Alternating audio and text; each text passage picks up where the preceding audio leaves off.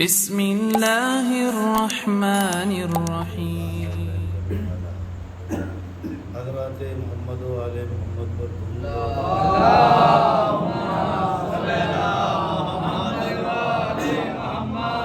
ساری تعریفیں خالق باری کے لیے کہ جس نے انسان کو خاک کو خلق کیا، اشرف المخلوق بننے کے لیے شرف کے راستے استوار کیے اور شبیر کا انتظام کیا۔ ہدایت قسموں پر بات چل رہی تھی۔ ایک تو یہی جو علم حقیقت اشیاء جو دنیاوی علوم میں سارے سائنس، ٹیکنالوجی، لٹریچر کی ہے۔ دوسری قسم پر بات ہوئی تھی علم ما کان و ما یکون، جسے علم غیب بھی کہہ سکتے ہیں آپ۔ تیسری قسم معرفت، اس پر ابھی تک گفتگو نہیں ہوئی تھی، ان پر تو کئی مجالس میں گفتگو ہوئی۔ جہاں تک علم حقیقت اشیاء کا تعلق ہے تو سرکار دو عالم صلی اللہ علیہ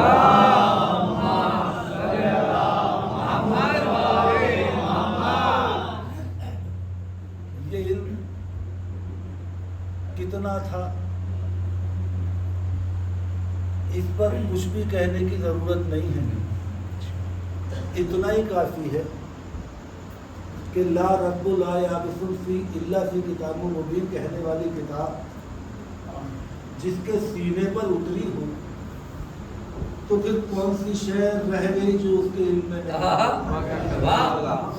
جس کے سینے پر قرآن اترا ہو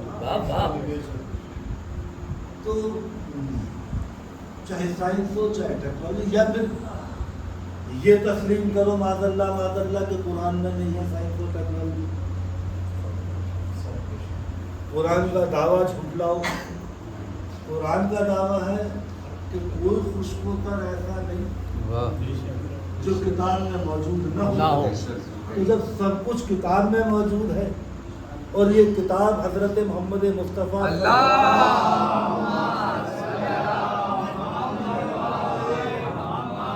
کے سینے مبارک پر اتری تو ظاہر بات ہے تمام علوم ان کے پاس ہیں، اور پھر بھی یقین نہ آئے تو پھر دوبارہ قرآن سے پوچھو۔ قرآن کہہ رہا ہے یعلمہ الکتاب والحکمہ، ہم نے بھیجا اس لیے ہے کہ یہ کتاب اور حکمت کی تعلیم دیں۔ حکمت سے مراد حکیم رئیس والی حکمت نہیں ہے، حکمت کے معنی ہے ہر شے کا فلسفہ، ہر سائنس کا ماہیت و فلسفہ، اسے حکمہ بولتے۔ کتاب کا مطلب قرآن نہیں ہے، کتاب کا مطلب ABCD والی کتاب نہیں ہے۔ یہ کتاب وہ ہے جو لوح محفوظ پر ہے، جس میں تمام ما کان و ما یکون تحریر ہے۔ اس کتاب کو کیا کرنے آئے ہیں؟ پڑھانے۔ پہلے یہ طے کرو پڑھنے آئے ہیں یا پڑھانے؟ اگر پڑھنے آئے ہیں تو ہو سکتا ہے کچھ حصہ سمجھ میں نہ آئے آدمی کی، کچھ حصہ سمجھ میں آ رہا، مگر پڑھانے وہی آئے گا جو پوری کتاب پر عبور یعنی کسی کوئی گنجائش نہیں نکال سکتے آپ۔ تمام تر علوم آپ کے پاس ہیں۔ اس کے بعد پھر ہم ما کان ما یکون پر آئے تھے، تو جو کچھ ہو چکا، جو کچھ ہو رہا ہے، جو کچھ ہونے والا ہے، یہ علم اگر ان کے پاس نہیں ہے تو پھر کس کے پاس ہے؟ قرآن کریم نے جہاں جہاں علم کو اللہ سے مخصوص کیا وہاں الا لگا کے ایک گنجائش ضرور چھوڑی ہے۔ آیت الکرسی میں کیا کہتا ہے؟ وَلَا يُحِيطُونَ بِشَيْءٍ مِّنْ عِلْمِهِ إِلَّا بِمَا شَاءَ، کس کی مجال جو اللہ کے علوم کا احاطہ کرے مگر سوائے اس کے کہ کسی کو ماشاء اللہ توفیق دے دے، یعنی کسی کو توفیق دی ہے۔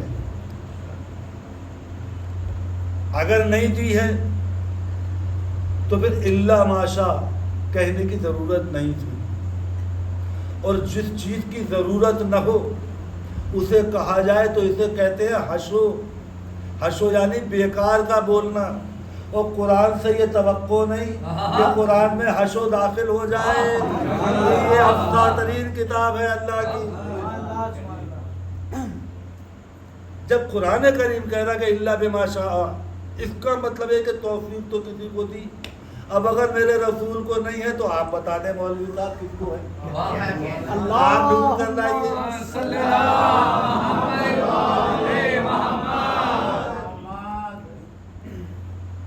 بھائی ایک بندے کو تو کم از کم، حالانکہ ایک کی گنجائش نہیں ہے یہاں. قرآن نے کہا سوائے اس کے کہ ہم کسی کو توفیق دے دیں. اب کس کس کو دی یہ تو اللہ جانے. یہاں موقع بھی نہیں بحث کرنے کا، ورنہ کرتا بہت لمبا ٹائم لگ جائے گا پھر کبھی انشاءاللہ. مگر اگر کائنات میں میرے سرکار کو نہیں دیا تو پھر کسی کو نہیں دی. تو ایک فرض تو کنفرم ہے کہ آپ کو دی.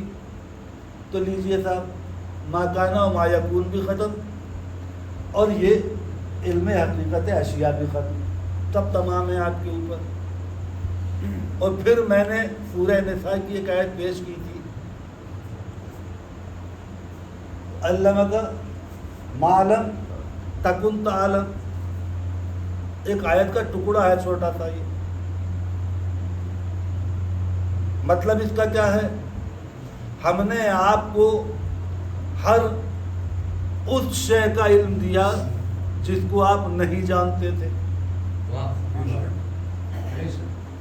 کمال ہے. یہ نہیں کہا کہ ہم نے آپ کو ہر شے کا علم دیا. قرآن کی بلاغت پر غور کیجئے. قرآن نے یہ نہیں کہا کہ ہم نے آپ کو ہر شے کا علم دیا. تو ہر شے کا علم دیا کہہ دیتا قرآن تو بھی گنجائشیں تھیں کہ ہر شے کا علم دیا مگر جو ذاتی ہیں نہیں دیا. نہیں سمجھے بھائی؟ کچھ علوم اللہ کے ذاتی ہیں وہ نہیں دیے ہوں گے. بقیہ اشیاء کا علم دے دیا، ہر شے کا علم دے دیا. مگر جب قرآن کہتا ہے کہ ہر اس شے کا علم دیا جو آپ نہیں جانتے تھے تو موجود کی بات نہیں رہ گئی. جو موجود نہیں ہے اس کی بات ہو رہی ہے. جو آپ کی نظر کے سامنے وہ تو آپ کے علم میں ہے. ہم نے ان اشیاء کا بھی علم دیا جو آپ کی نظر کے سامنے.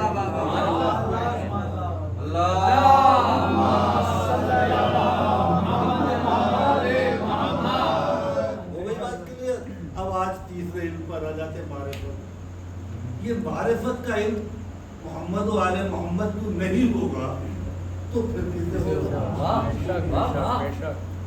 یہ تو معرفت عطا کرنے کے لیے آئے ہیں، لیکن یہ ایک ایسا علم ہے کہ معرفت کی حدیں نہیں ہوتی.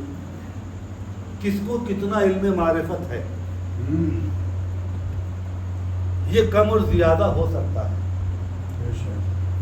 بندے کی کوشش فکر و شعور کے مطابق اور ریاضت فکر کے مطابق معرفت بڑھتی ہے.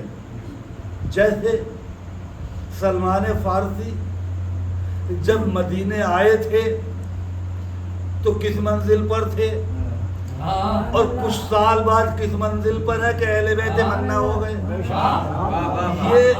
یہ ریاضت فکر ہے کہ معرفت کی اس منزل تک پہنچ گئے کہ ابو ذر 9 درجے رہ گیا، سلمان 10 درجے. دونوں ایک ہی محفل میں ہیں، دونوں ایک ہی بزم میں ہیں، دونوں ایک ہی دروازے سے جڑے ہوئے ہیں، در علی سے جڑے ہیں، صحبت رسول میں رہتے ہیں، خدمت رسول میں رہتے ہیں. تو برابری ہونی چاہیے تھی. کہا کہ برابری نہیں ہوتی، اپنی اپنی فکری کوشش اور محنت کا نتیجہ ہے. معرفت گھٹتی بڑھتی جاتی ہے. اب سمجھ میں آیا رسول کریم صلی اللہ علیہ وسلم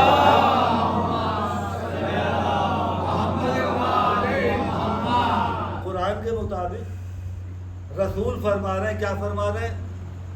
رب زدنی علما، پالنے والے مجھے علم عطا کر.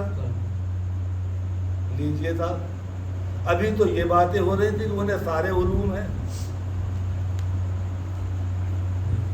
سناٹا چھا گیا. بڑی چہک چہک کے داد دے رہے تھے. قرآن تو کہہ رہا ہے کہ تمام علوم ہیں اور رسول کہہ رہے ہیں مجھے علم عطا کر. وہ علم کون سا ہے؟ یہ وہی علم معرفت ہے. اس معرفت کی حدیں نہیں ہوا کرتی. اگر معرفت کی حد ہو جائے تو اللہ ذہنوں میں محدود ہو جائے. اللہ ذہنوں میں محدود نہیں ہو سکتا. جتنا زیادہ وسعت ہوتی جائے گی ذہن کی، اللہ اتنا وسیع ہو کر ذہن میں آتا جائے گا. اسے علم معرفت کہتے ہیں. تو رسول نے دعا کی پالنے والے میری معرفت کو اور بڑھا. اب یہ معرفت گھٹتی بڑھتی کہتے ہیں. بس آپ کی ایک دو مثالیں دے کے بات ختم کیے دیتے ہیں. آدم، بھائی ظاہر بات ہے کہ کسی نبی سے، جب نبی معصوم ہوتا ہے تو کسی نبی سے غلطی یا خطا کا تصور سیدھا سیدھا کفر ہے. غلطی تو کر نہیں سکتے، مگر سزا ملی، جنت سے نکال دیے گئے. بھائی کیوں نکال دیے گئے؟ ذرا سی معرفت کی کمی رہ گئی، ذرا سی، اس لیے ترک والا ہو گیا. اگر معرفت ہوتی تو دانے گندم کیوں کھاتے؟ میرے مولا نے ساری زندگی گیہوں نہیں کھایا. اب کسی نے پوچھ لیا مسخرے نے، یا علی آپ کبھی گیہوں نہیں کھاتے؟ بولے اسی خطا پہ تو باپ جنت سے نکلا تھا. یہ غلطی میں نہیں دو رہا ہوگا. مسئلہ کیا ہے؟ نہ گیہوں حرام تھا آدم کے لیے، نہ ممانعت تھی، مگر وقت سے پہلے کھا بیٹھے. یہ معرفت کی کمی ہے. اچھا چھوڑیے انہیں. حضرت یونس قوم کو شکایتیں کی اللہ سے بڑی، پالنے والے بہت پریشان کر رہی ہے قوم. اچھا ٹھیک ہے، بددعا قبول کی ہم نے، جاؤ ان پہ عذاب نازل ہوگا. انہیں تاریخ بتا دو، فلاں تاریخ کو عذاب آئے گا. اب ساری قوم کو ڈرانا شروع کیا. کوئی ڈرنے کو تیار نہیں. بس اپنی اولاد اور اپنے گھر کو لے کے بولے بستی سے باہر نکلو، تو بستی سے باہر نکل آئے. فرشتے آ گئے کہ بالکل آپ بستی سے نکل جائیں، عذاب آنے والا ہے. آپ کی دعا قبول ہو گئی. عذاب آنے والا تھا. بستی والے بڑے شاطر نکلے. بس جیسے ہی عذاب آنا شروع ہوا، تیز ہوائیں، تیز گھٹائیں، سیاہ آندھیاں آنی شروع ہوئی. بستی چھوڑ کے باہر نکلے. بزرگ بڑا پرانا، اس نے آواز دی، اے قوم، ہم جسے جھٹلاتے تھے وہ نبی سچا تھا. یونس چلا گیا بستی چھوڑ کے. اب یقیناً بچے گا کوئی نہیں. پھر کہ ایسا کرو کہ گڑ گڑا کے دعا مانگو اللہ سے، کیا پتہ اللہ کو رحم آ جائے. بس ساری قوم وہیں گر پڑی باہر، بستی سے باہر، زمین کے اوپر سجدے میں. پالنے والے ہم توبہ کرتے ہیں، ہم تیرے نبی کو نبی مانتے ہیں، ہم تجھے خدا مانتے ہیں، تو اس عذاب کو ٹال دے. اللہ کو جانے کیا ادا پسند ہے، یہ عذاب ٹال دیا. اور جب ٹال دیا تو یونس نکل گئے تھے دور. کچھ دن بعد انہوں نے سوچا کہ اب خبر تو نہیں اس بستی کا ہوا کیا. کسی گزرنے والے آنے جانے والوں سے گزر رہے، بستی تو ٹھیک ٹھاک ہے اپنی جگہ. اب یونس کا غصہ بڑا. پالنے والے تو نے تو وعدہ کیا تھا. حکم ہوا یونس، ہمیں ان کی ادا پسند آ گئی، ہم تو انہیں معاف کر دیا. اب واپس جاؤ اور پھر سے انہیں سمجھاؤ. اب وہ تمہیں نبی ماننے پہ تیار ہیں. یونس کے ذہن میں اب ایک خیال آیا کہ کس منہ سے اس بستی میں جاؤں، جس بستی میں بزرگوار آپ نے کہا تھا کہ کہہ دو کہ عذاب آئے گا، اور مجھے جھوٹا کرا دیا آپ نے، عذاب بھیجا نہیں، اور پھر حکم دے رہا ہے کہ واپس بستی میں جاؤ. تو میں تو نہ جا رہا بستی میں، سیدھا ندی پار کرنے کی کوشش کی، وہاں ایک مچھلی نکل گئی. بعد میں بڑی توبہ وبہ کی، خیر ہوا واپس. تو یہ کیا ہے قصہ بھائی؟ کہیں تھوڑی ساری کمی معرفت میں رہ گئی. اس منزل کی معرفت نہیں ہے. نوح اولو العزم پیغمبر، امت نے اتنا پریشان کیا کہ ایک دن بد دعا کر بیٹھے. اب اللہ نہیں چاہتا کہ میری قوم پہ، بدکار سے بدکار قوم میں بھی عذاب وہ نہیں چاہتا. وہ رحیم و کریم ہے نا، اس کی صفت یہ بڑی ہے. بہتیرا چاہا کہ نوح ٹال جائے، مگر جب نوح کی نوحہ سنتے سنتے صدیاں گزر گئی تو ایک دن اللہ نے سن لی، کہا کہ اچھا انہیں اطلاع دے دو طوفان، مگر ایسا کرو اتنا ٹائم دیا نوح کو کہ کھجوریں بھیجی ہیں، کھجوریں کھائیے، ان کی گٹھلیاں بو دیجیے، جب کھجوریں نکل آئیں تب انہیں کاٹ کے کشتی بنائیے. یعنی کہیں 50-100 سال کا وقت دے دیا انہیں. کیا پتا اتنے میں نوح کی مزاج کچھ بدل جائے، غصہ کم ہو جائے، بد دعا کرنا بھول جائے. مگر نوح صاحب بڑے مضبوط تھے، اس لیے کہ بڑی تکلیفیں اٹھائی تھی، اور جو تکلیفیں اٹھاتا ہے تو مضبوط ہو جاتا ہے. نوح بد دعا پہ بزد تھے. طوفان آ گیا، طوفان ختم ہو گیا. جب دوبارہ زمین پر آئے، آبادیاں ہونی شروع ہوئی. ایک دن رکوا نوح ذرا تم اب گھڑے بناؤ بیٹھ کر، مٹی کے برتن بناؤ. مٹی کے برتن بنانے شروع کیے نوح نے. جب بن گئے تو کہا کہ انہیں پکاؤ. جب پک گئے کہا کہ پھر ڈنڈا اٹھاؤ، انہیں توڑو. اب نوح نے کہا پالنے والے یہ کیا؟ کہا کہ ذرا توڑو. اب نوح توڑتے جاتے تھے، روتے جاتے تھے. نوح کیوں رو رہے ہو؟ کہا کہ دکھ ہو رہا، بڑی محنت سے بنائے تھے. کہا کہ ہمیں بھی دکھ ہوا تھا جب تمہاری بد دعا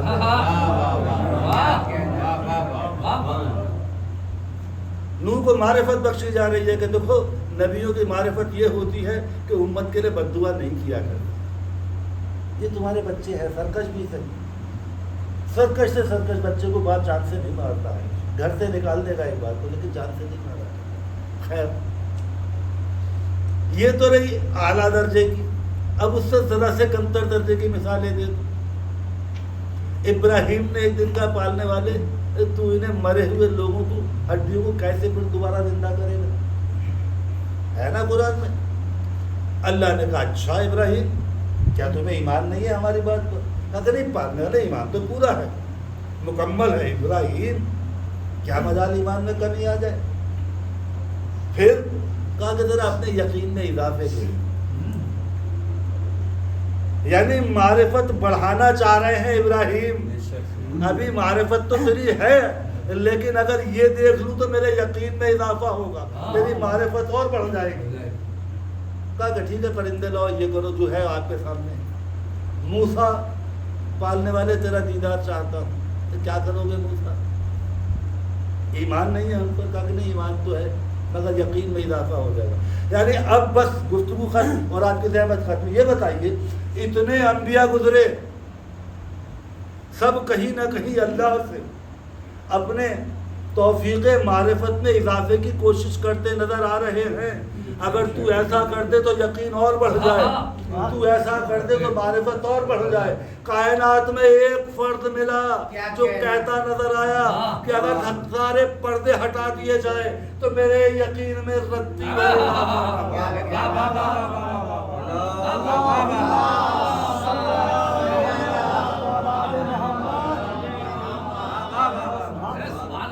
مشہور فقرہ ہے میرے مولا کا.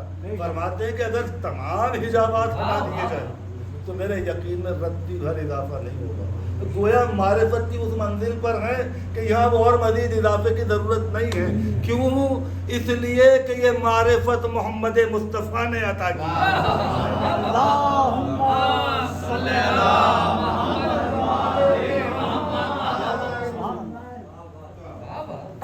پہلے میں پچھلی مجلس میں عرض بھی کر چکا ہوں کہ جب علی کو تمام تر علوم وحی ہیں اللہ کی طرف سے ہیں تو پھر یہ کیوں کہتے ہو کہ رسول نے پڑھایا؟ علی کیوں کہہ رہے ہیں کہ مجھے ایسے پڑھایا جیسے پرندہ اپنے اس سے بولتا؟ تو علم حقیقت اشیاء اللہ کی طرف سے ہے، علم ما کان ما یکون اللہ کی طرف سے ہے. مگر یہ معرفت ہے جو انبیاء ایک دوسرے کو دیتے ہیں. رسول نے سینے سے لگا کر زبان چھپا کر علی کو ایسے بھرائی ہے معرفت جیسے پرندہ اپنے بچے کو دانا بنا.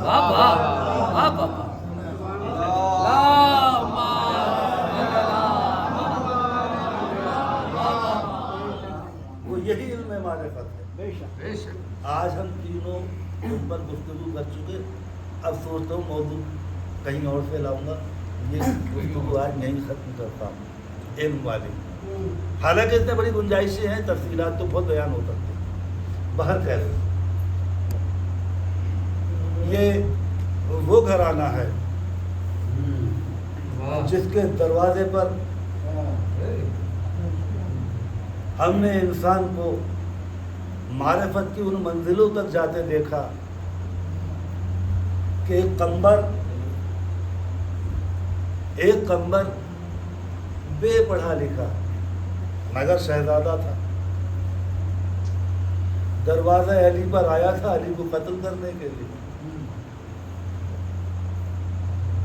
اور مدینے میں آ کر جب پوچھا علی کیا کرو گے علی سے مل کے، کیسے آدمی ہیں؟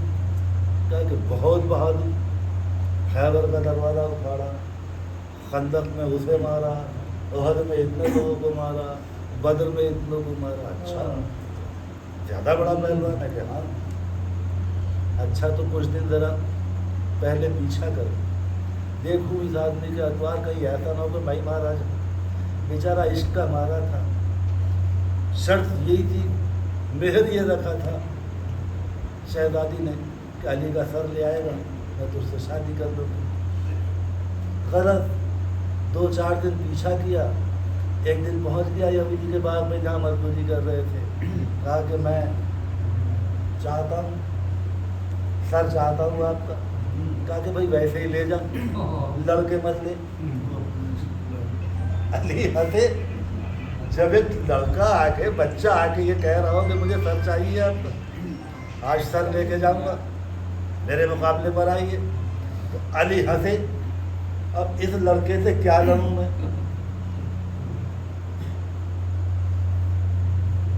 جنون کا مارا ہوا ہے اس وقت، تصور میں شہزادی گھوم رہی ہے، تو علی مسکرائے، کہا کہ ایسے ہی لے گا سر، تو لڑ مت۔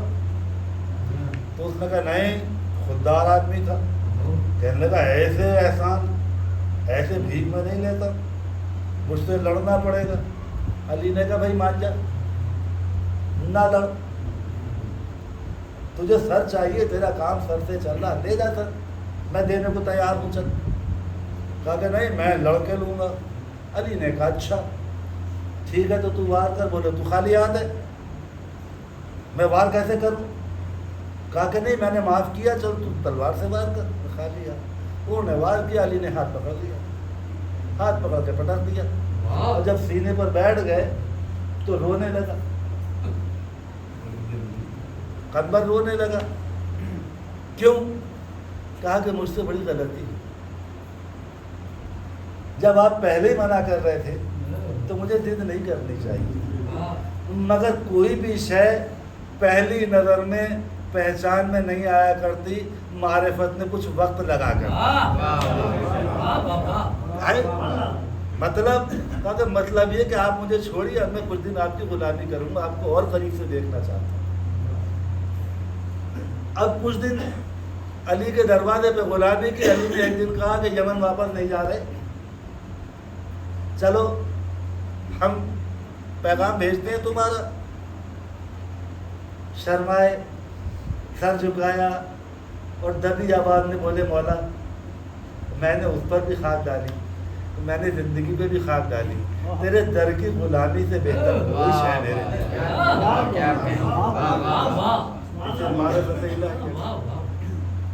یہ معرفت در علی تھی جس نے قمبر کو قمبر بنا دیا۔ خدا کی قسم قمبر فخر سے جبریل کے سامنے کھڑے ہو کر کہہ سکتا ہے تو 2-4 بار کا آنے جانے والا ٹھہرا، میں تو مستقل اس دروازے کا دروازہ۔ مگر اس دروازے کے ساتھ امت نے جو سلوک کیا،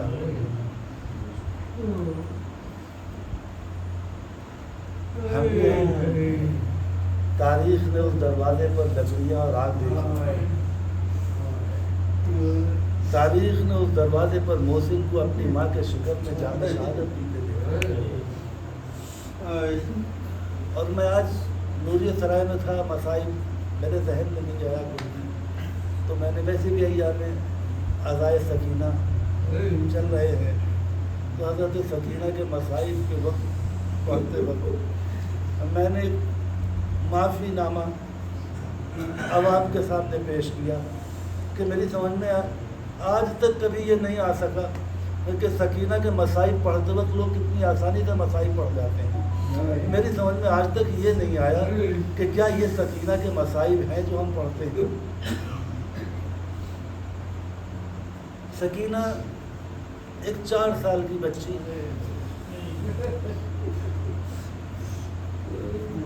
اس کی تکلیف اور اذیت اور اس کے احساسات آپ اور میں کیسے سمجھ سکتے ہیں؟ کون کون سی اذیت کس کس انداز میں اور کس روپ میں سکینہ کے دل پر اثر کرے. اس لیے کہ یہ وہ بچی ہے کہ جو بنو ہاشم کے گھرانے میں پیدا ہوئی. بنو ہاشم کے گھرانے میں کبھی کسی دشمن کو قتل کر کے اس کے ساتھ بدسلوکی ہوتی ہی نہیں. کبھی کسی کو قتل کر کے اس کے بچوں کے گالوں پہ تماچے نہیں مارے جاتے. بنو ہاشم تو بڑے کریم، بڑے مہربان لوگ. اگر جنگ میں قتل بھی کر دیا ہے تو رات کو اس کے گھر تعزیت بھجوا دی. اس کے یتیم اگر سامنے پڑے ہیں تو سر پہ ہاتھ رکھ دیا شبد. سکینہ نے تو وہ ماحول دیکھا، مگر عمر وہ ہے کہ ابھی تو ٹھیک سے یہ بھی نہیں پہچانتے کہ یتیمی ہوتی کیا چیز. اس عمر کے بچے اگر اس عمر کے بچے گر جائیں، چوٹ لگ جائے تو میں نے دیکھا اتنی جلدی اٹھ کر کھڑے ہو جاتے ہیں. بڑا آدمی نہیں کھڑا ہو سکتا چونکہ بچے کو چوٹ کا اذیت کا احساس کم ہوتا ہے. بہت کم بچے ہیں جو گرے اور چوٹ کھا کے بے ہوش ہو جائیں. لیکن تاریخ کہتی ہے کہ کربلا میں بعد قتل حسین سکینہ کو اتنے تماچے لگے، سکینہ اس تکلیف سے گزری کہ 2 مرتبہ بے ہوش ہوئی. شام غریبہ شام غریبہ میں جب زینب پکارتی ہوئی پہنچی تو باپ کے سینے پر بے ہوشی کی حالت. کس حقیقت سے گزری ہوگی بچی نہیں جانتی. بچے نے تو یہ دیکھا کہ راستے میں حضرت مسلم کی شہادت کی خبر ملی تو امام حسین نے حضرت مسلم کی بچی کو بلا کے اس کے سر پہ پیار سے ہاتھ رکھا اور اس کے کانوں میں دور پہنا دیے. سکینہ سمجھتی تھی میرا باپ. اب وہ تو یہ نہیں پتا کہ قتل کیسے ہو جاتے ہیں، لیکن جب باپ سر پہ نہیں ہے تو امید یہ ہوگی کہ لوگ میرے سر پہ ہاتھ رکھیں گے. سکینہ کے کانوں سے دور چھین لیے گئے، سکینہ کے گالوں پہ تماچے لگے، کانوں سے دور چھین لیے گئے. سکینہ بڑی اذیت میں اس لیے ہے کہ سکینہ کے سمجھ میں یہ نہیں آ رہا کہ وہ فریاد کرے تو کیسے. کوئی سر سکینہ کے اونٹ کے قریب سے جب نیزوں پہ سر گزرتے تو سکینہ دیکھ کے چلانے لگتی. چچا کا سر دکھائی دیا، اے چچا مجھے بچا دو. بھائی کا سر گزرا، بھیا اکبر مجھے بچا دے. بابا کا سر گزرا، اے بابا مجھے بچا دو.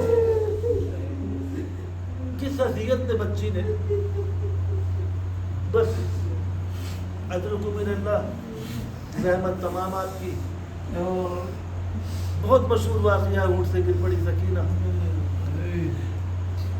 جس نیزے کو حسین کا سر رکھا ہوا تھا اس نیزے کو زمین پہ کاٹ دیا. اب وہ واپس نیزہ نہیں زمین سے برابر کھینچنے پر نہیں نکل سکا تو اولی نے شمر سے کہا کہ نیزہ نہیں سر حسین آگے نہیں بڑھتا. تو شمر نے کہا مجھے معلوم ہے، بس تازیانہ لے کے سید سجاد کا قریب گیا. سید سجاد کی پشت پر تازیانہ سے اذیت دینا شروع کی. کہا کہ کیوں مارتا ہے؟ کہا کہ تمہارے باپ کا سر کیوں نہیں بڑھتا؟ بس سید سجاد نے باپ کے سر کی طرف دیکھا تو باپ کے سر سے آنکھوں سے آنسو جاری تھے. آواز دی بابا مجھ سے اذیت نہیں دیکھی جاتی، آپ کے آگے نہ بڑھنے کا کیا سبب ہے؟ آواز آئی میری سکینہ گر گئی ہے. بس سکینہ کی تلاش میں زینب و کلثوم نے اپنے آپ کو مجھ سے گرایا اور دونوں دوڑتی ہوئی سکینہ کی تلاش میں نکلی. آگے جا کر دیکھا تو ایک معظمہ ایک خاتون ایک بچی کو گود میں لیے بیٹھی تھی اور سکینہ سو رہی تھی. اب زینب کو حیرت یہ ہوئی، 2 حیرتیں زینب کو. پہلی بات یہ کہ جب سے ہمارے وارث ہمارے سامنے اٹھے ابھی تک کسی نے ہمارے ساتھ مہربانی کا سلوک نہیں کیا ہے، یہ کون خاتون ہے جو ہمارے بچوں پہ ترس کھا رہے ہیں؟ اور دوسری بات، سکینہ جب سے باپ سے جدا ہوئی سونے کو آمادہ نہیں ہوتی۔ زینب آواز دیتی سکینہ میری گود میں آ جاؤ، تو کہتی بابا کے پاس جاؤں گی۔